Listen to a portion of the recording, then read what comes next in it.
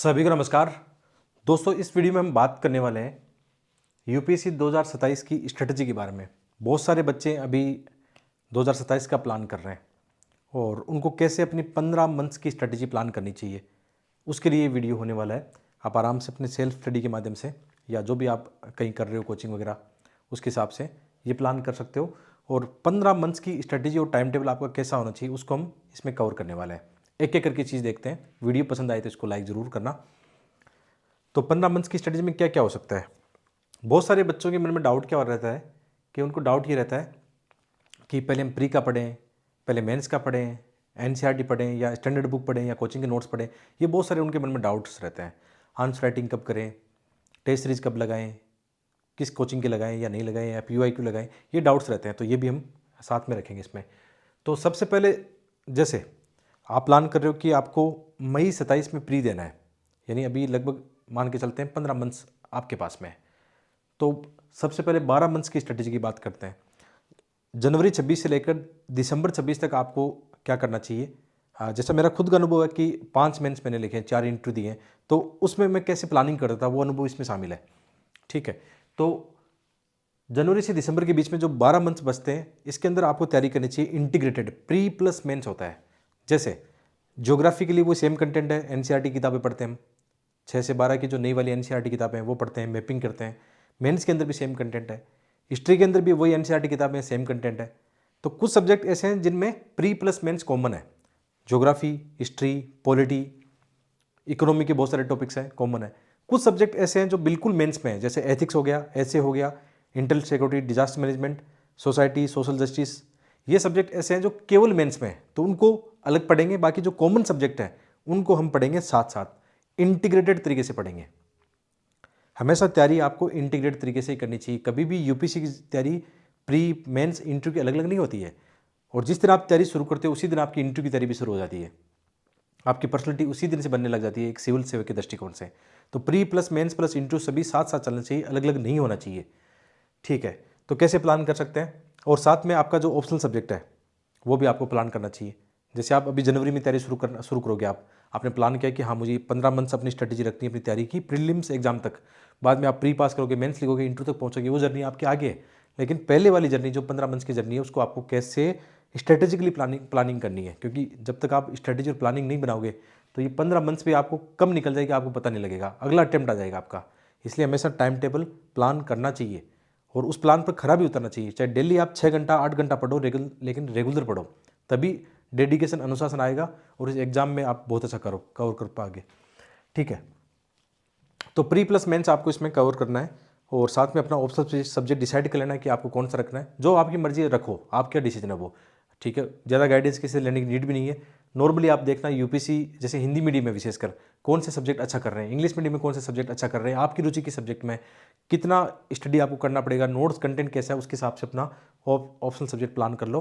और वो भी जनवरी के साथ डेली 1-2 घंटा, या जनवरी नहीं तो जून में जाके डिसाइड कर सकते हो। जून से दिसंबर में ऑप्शनल सब्जेक्ट देखना है। पहले मैं जीएस का कवर कर लेता हूँ प्री प्लस मेंस, ऐसा भी प्लान बन सकता है। ठीक है, तो प्री प्लस मेंस लेके चलना है। अब क्या होता है इसमें कि जैसे आपने प्री प्लस मेंस कैसे कवर करना है। फॉर एग्जांपल कि आपने जनवरी में स्टार्ट किया ज्योग्राफी, अब 60 दिन की 50 दिन की एक ज्योग्राफी की स्ट्रेटजी बना लो। सबसे पहले क्या करोगे, PYQ देखना, प्री के ज्योग्राफी के क्वेश्चन कैसे आते हैं। विशेषकर लेटेस्ट 5 साल के PYQ जरूर देखना, वो आपको बताएंगे कि मोस्ट ऑफ क्वेश्चन ज्योग्राफी से आ रहे हैं, ट्रेंड बताएगा वो। और जब आप मेंस के क्वेश्चन देखोगे ज्योग्राफी का, तो उसके अंदर भी 50% रोल ज्योग्राफी एनसीईआरटी का है, लेकिन 50% रोल किसका है, करंट अफेयर का रोल है। ज़्यादातर ज्योग्राफी के क्वेश्चन जो करंट घटनाएं हैं, जलवायु परिवर्तन से लेकर जो मुद्दे चलते रहते हैं, भूस्खलन, सुनामी, अर्थक्वेक, ये क्वेश्चन आने हैं। तो 50% बेसिक मेंस का जो हो गया ज्योग्राफी से, 50% करंट अफेयर से आपका होगा।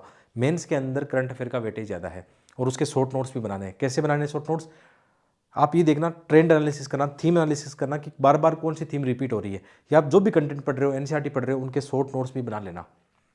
शॉर्ट नोट्स बनाना जरूरी है मेंस के एग्जाम के लिए, क्योंकि मेंस में फिर टाइम नहीं रहता रिवाइज करने के लिए, तो शॉर्ट नोट्स जरूर बनाना। ठीक है, तो प्री प्लस मेंस जैसे हमने जनवरी में डिसाइड किया ज्योग्राफी हमें करना है, और मेंस के हमें साथ साथ कुछ आंसर राइटिंग भी कर सकते हैं, क्वेश्चन देखते हैं, लिखने की प्रैक्टिस करेंगे। ठीक है, आंसर राइटिंग बाद में भी हो जाएगी, लेकिन साथ साथ कुछ कुछ लिखना सीख सकते हो। ठीक है, तो प्री प्लस मेंस ज्योग्राफी हो गया। फिर जैसे मार्च अप्रैल का डिसाइड कर लो कि मुझे हाँ हिस्ट्री पढ़नी है, हिस्ट्री का ये कंटेंट है वो पढ़ना है, प्री प्लस मेंस पढ़ना है। ठीक है। और जैसे बाद में आगे डिसाइड कर सकते हो कि पॉलिटी को कितना टाइम देना है। तो प्री प्लस मेन साथ करना और 12 मंथ्स यही काम करना है। पहले 6 महीने ये कर लो कि पहले जैसे आप रेगुलरली स्टडी करोगे तो 7-8 महीने में आपका प्री प्लस मेंस का सारा कंटेंट एक बार कवर हो जाएगा। सेकंड फेजेज में आप क्या करोगे, एडवांस स्टडी करोगे जिसमें मेंस का जो कंटेंट है वो बहुत ज़्यादा रिवाइज करोगे और आंसर राइटिंग प्रैक्टिस करोगे बहुत सारे। और आंसर राइटिंग के लिए मैंने कितने सेशन लिए, यूट्यूब पे भी लिए हैं, बाकी अपने ऐप पे भी आते रहते हैं, उसको आप देख सकते हो, वो काम कर सकते हो। और प्री के भी आप PYQ खूब सारे लगा सकते हो। तो ऐसा चलेगा आपका काम, प्री प्लस मेन चलेगा, शॉर्ट नोट्स बना लेना। और जून में जाके ऐसा कर सकते हो कि ऑप्शनल सब्जेक्ट के लिए पढ़ाई शुरू कर दी और आपके पास अभी टाइम है, इतना अच्छा टाइम है कि आप अभी से ऑप्शनल सब्जेक्ट को घंटा 2 घंटा देना चाहते हो तो वो करना भी ठीक है, कोई बुरी बात नहीं है। या आप जून से दिसंबर के फेज में रख लो ऑप्शनल सब्जेक्ट को, आपकी मर्जी है। कुल मिला के बात यह है कि दिसंबर से पहले एक बात गारंटी के साथ सुन लेना, दिसंबर से पहले जैसे आप 27 में प्री दोगे तो 26 दिसंबर 2026 तक अपना मेंस का, अपना प्री का सारा सिलेबस निपटा लेना। जो भी नोट्स बनाने हैं, शॉर्ट नोट्स बनाने हैं, ये कर लेना और साथ में ऑप्शनल सब्जेक्ट का भी कर लेना। और मोटा मोटी कोशिश करना कि आंसर राइटिंग भी आपने ठीक ठाक कर ली। ये 12 मंथ्स आपके डिसाइडिंग फैक्टर है कि आप 2027 में बनोगे या नहीं बनोगे। ठीक है, ये आपका सफ़र यहाँ से शुरू हो गया, सीरियसली सफ़र यहाँ से शुरू हो गया। यदि ये आपने ये ट्रेन मिस कर देना तो फिर अगली ट्रेन पकड़नी पड़ेगी 28 के लिए। ये सत्य है। मतलब नॉर्मली सीरियस एस्पिरेंट आप देखना जो पहले अटेम्प्ट में सेकंड या थर्ड फोर्थ में निकालते हैं, उनका ये अनुभव हो रहा है। मेरा खुद का अनुभव ये रहा है कि कैसे मैंने 5 प्री निकाले, 5 मेंस लिख के 4 इंटरव्यू कॉल हुए उसमें। तो मेरी खुद की जर्नी ऐसी ही रही है। मतलब ऐसी मेहनत करने से ही इंटरव्यू तक आप जा पाओगे। तुक्के में तो इंटरव्यू एक बार नहीं होगा, 2 बार, ऐसा नहीं होगा। तुक्के में एक भी नहीं होगा, तुक्के में तो आपका प्री भी नहीं निकलेगा एक बार। तो ये कर सकते हो, हर मंथ की अपनी अपनी स्ट्रैटेजी बनाओ। हाँ, इसके लिए एक काम हमने भी कर दिया है कि जैसे 2027 के लिए मैंने एक मेंटरशिप सेशन लॉन्च कर दिया है। यदि आप हमारे साथ जुड़ना चाहते हो तो 12 मंथ्स का प्लान है, उसमें आंसर राइटिंग भी होगी, प्री टेस्ट भी लगेंगे, मेंटरशिप, सारे डाउट उसमें आपके क्लियर होंगे, आपके आंसर रिव्यू भी किए जाएंगे। तो अपने ऐप पे जाना, ऐप का लिंक आपको वीडियो को डिस्क्रिप्शन में मिल जाएगा। ठीक है, ऐप से जुड़ सकते हो आप। 12 मंथ्स का हमने लॉन्च कर दिया है। जैसे मैं ये प्लान कर रहा हूँ, आपको बता रहा हूँ यूट्यूब पे, ये तो एक सेल्फ स्टडी प्लान है 15 मंथ्स का आपका। ठीक है, क्योंकि दिसंबर के बाद में जैसे जनवरी से आपको आगे जाके, जैसे आपने 12 मंथ्स ये टारगेट फॉलो किए, बाद में प्रीलिम्स को फोकस करना है। जनवरी से लेकर मई के बीच में आपको केवल प्रीलिम्स का पढ़ना है, ये टारगेट आपका होना चाहिए। लेकिन हमने एक 12 मंथ्स का प्री प्लस मेंस का एक प्लान किया है अपने ऐप के ऊपर, मेंटरशिप का, वो जाके देखना, वीडियो के डिस्क्रिप्शन में उसका लिंक मिल जाएगा। साथ में करंट अफेयर आपको डेली देखना चाहिए। जैसे आप जनवरी से प्लान करते हो तो हर मंथ आपको ये काम करना है, जो अच्छी मंथली मैगजीन है वो आपको फॉलो करनी है। जैसे जनवरी से आपको हर मंथली मैगजीन फॉलो करनी है जो आपको प्री और मेंस में हेल्प करेगी। और कोशिश करना है कि डेली एक न्यूज़पेपर भी पढ़ा जाए, क्योंकि आप 12 मंथ से सेल्फ स्टडी करो, इतना टाइम रहता है कि एक न्यूज़पेपर देखा जा सकता है। हिंदी मीडियम में दैनिक जागरण देख सकते हैं, आपको इंडियन एक्सप्रेस, द हिंदू में से कोई समझ में आता है तो वो देख सकते हैं। ठीक है, लेकिन न्यूज़पेपर देखा जाना चाहिए मेरे हिसाब से, क्योंकि टाइम लंबा होता है तो देखा जा सकता है। तो करंट अफेयर में आप 2 रिसोर्सेज काफ़ी है, एक न्यूज़पेपर और एक आपकी मंथली मैगजीन, और वो आपको जनवरी से फॉलो करनी है। बाद में जाके मत करना 8 महीने बाद, मैंने तो फॉलो ही नहीं किए। फॉलो नहीं किए तो उसका खामियाजा भुगतना पड़ता है। ठीक है, फॉलो कर लेना मंथली मैगजीन और डेली न्यूज़पेपर, इस पर देखा जा सकता है। इसके अलावा प्री के अंदर इंपॉर्टेंट होता है PYQ। यूपीएससी की जो PYQ होता है ना, one of the best PYQ आपको एग्जाम में गाइडेंस के लिए होते हैं। तो PYQ जरूर देखना। और PYQ में जैसे अपनी बुक की बात करें तो अपने PYQ बुक भी, अपनी सारी बुक मार्केट में है, लेकिन PYQ, CSET PYQ, ये सोल्व पेपर बहुत बेस्ट है, उनको आप दे सकते हो। तो PYQ आपको गाइड करेंगे कि प्री की तैयारी आपको कैसे करनी है, कौन सी किताब पढ़नी है, कौन सा कंटेंट पढ़ना है, वो आपकी हेल्प करेंगे। तो बहुत सारे ये PYQ और MCQ निकालते रहना। मेंस के अंदर मायने रखता है आपके शॉर्ट नोट्स, उनका रिवीजन और आंसर राइटिंग। तो PYQ की आंसर राइटिंग कर लेना। आंसर राइटिंग में एक और सबसे बड़ा सजेशन मेरा होगा, टॉपर्स की कॉपीज देखना। टॉपर्स की कॉपीज आपको गाइड करेगी कैसे आपको लिखना है।